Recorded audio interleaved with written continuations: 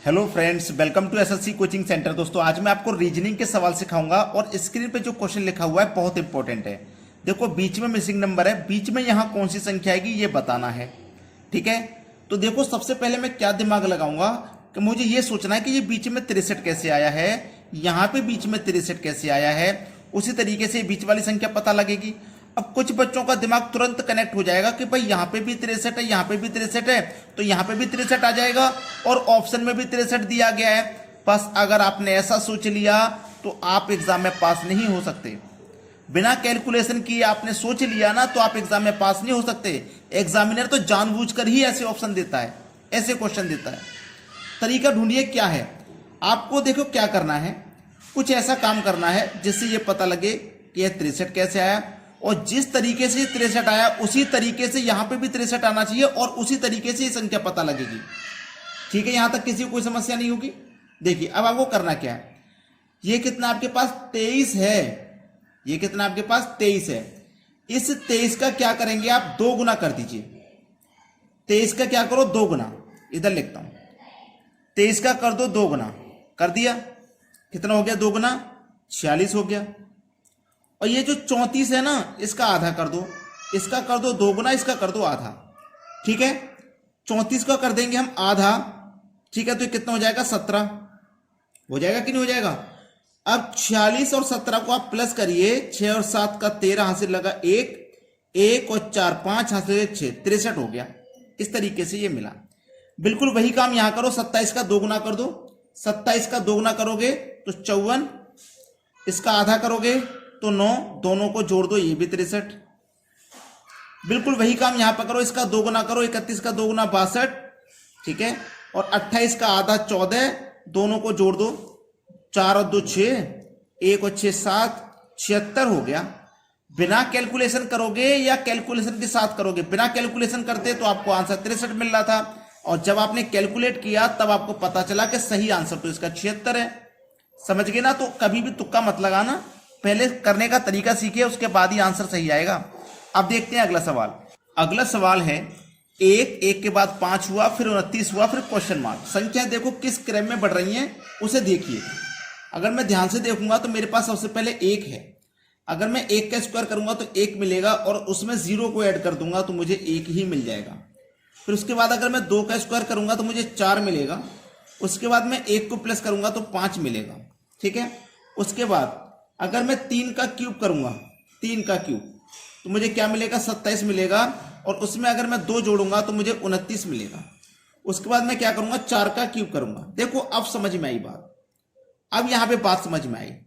यहां पे पावर 2 था, यहां पे पावर 3 था, तो पावर यहां 4 आएगा। आप कहोगे सर यहां पे भी 2, अगर मैं 1 की पावर 1 करूंगा तो भी तो उसका मान 1 होगा, होगा कि नहीं होगा। 1 की पावर 1, 1 की 2 की पावर 2, 3 की पावर 3, 4 की पावर 4, 4 की पावर 4 का मान 256। समझ लीजिए, सबसे पहले 0 ऐड किया, फिर 1 ऐड किया, फिर 2 ऐड किया, अब 3 ऐड करेंगे। ठीक है, 256 में 3 ऐड कर दो, 259 हो जाएगा। सवाल का सही जवाब 259 हो जाएगा, जो कि बी ऑप्शन में है। तो ऐसे सवालों से आप कभी घबराइए मत, करने का तरीका सीख लीजिए बस। अब देखते हैं अगला प्रश्न। अगला सवाल है 24, 48, 28 क्वेश्चन मार्क। बड़ा ही अच्छा सवाल। देखो आपके पास 24 है, अगर इस 24 का आप 2 गुना करोगे तो 48 मिल जाएगा। बिल्कुल वैसे ही आप 28 का 2 गुना करोगे तो आपको 56 मिल जाएगा, और जैसे ही आपने ऑप्शन देखे तो उसमें 56 नहीं था, तो ये तरीका फिर गलत हो गया। इसका मतलब ये तरीका गलत हो गया भाई, हो गया कि नहीं हो गया गलत। दूसरा तरीका देखिए क्या है, ये तरीका तो आपका गलत हो गया। अब देखो जो दूसरा तरीका है वो क्या है, आपके पास क्या है 24। ठीक है, इस 24 का ना आप अंतर करो, कितना आएगा अंतर, 2 आएगा। तो इस 24 का गुना इसके अंतर से कर देना तो 48 हो गया ये। ऐसे ही ये क्या है 28, इस 28 का गुना इसके अंतर से कर देना तो 2 और 8 का अंतर आ जाएगा 6, मतलब अंतर गुणा 6 से कर देना। 28 का गुणा 6 से कर देना तो 6 8 48 का 8 हासिल लगे 4, 6 दूनी 12 और 4 16, ये हो गया 168, और 168 मिलेगा पहले ही ऑप्शन में। ये सवाल का बिल्कुल सही जवाब। सभी बच्चों को समझ में आ गया। अब देखते हैं आगे। अगला सवाल 2 का रिलेशन 5 से है, तो फिर 5 का रिलेशन किस संख्या से बनेगा। बड़ा ही अच्छा सवाल, बेहतरीन क्वेश्चन, बड़ा ही अच्छा सवाल है ये। और ये सवाल ना मुझे तो लगता है कि मैं आपको होमवर्क के लिए दे दूं। क्योंकि इस सवाल के लिए आपको पेन और पेपर भी नहीं चलाना, देखोगे और आंसर बता दोगे, डायरेक्ट देखोगे और आंसर बता दोगे। ठीक है, इसीलिए मैं कह रहा हूं आपके लिए होमवर्क है ये सवाल, आप मुझे कमेंट में बताना इसका जवाब। अब देखेंगे अगला प्रश्न। अगला सवाल GAHIBJKCLMDN यहां पे क्या आएगा? अच्छा सवाल है। देखो G 7 पे आता है, A 1 पे आता है और H 8 पे आता है। अल्फाबेट में यही नंबर है इनके। I 9 पे आता है, B 2 पे और J आपका 10 पे आता है। K आता है आपका 11 पे, C 3 पे आएगा और L आएगा 12 पे। M 13 पे आता है, D 4 पे और N 14 पे। चलिए पहले यहीं पर रिलेशन देख लो। पहली संख्या का पहली से बनाओ। 7 से 9 हो गया, यानी कि 2 बढ़ गया। 9 से 11 2 बढ़ गया। 11 से 13 2 बढ़ गया। फिर 2 बढ़ा दो तो 15 आ जाएगा। और 15 पे कौन आता है? O आता है। ऑप्शन में सभी में O है, कोई बात नहीं, आगे भी चेक करना पड़ेगा। 1 से 2 हो गया, बीच वाली संख्याओं का रिलेशन है। 2 से 3, 3 से 4, 4 से कितना आ जाएगा? 5। और 5 पे आता है E। सभी ऑप्शन में E है, लास्ट में भी चेक करना पड़ेगा। 8 से 10 हो गया, 2 बढ़ गया। 10 से 12 2 बढ़ गया। 12 से 14 2 बढ़ गया। अब हो जाएगा 16। 16 पे क्या आता है? P आता है। तो OEP, P तो सभी में नहीं हो सकता, फिर एक ही ऑप्शन में होगा, यानी कि B ऑप्शन आपके सवाल का बिल्कुल सही जवाब है। अब देखते हैं अगला सवाल।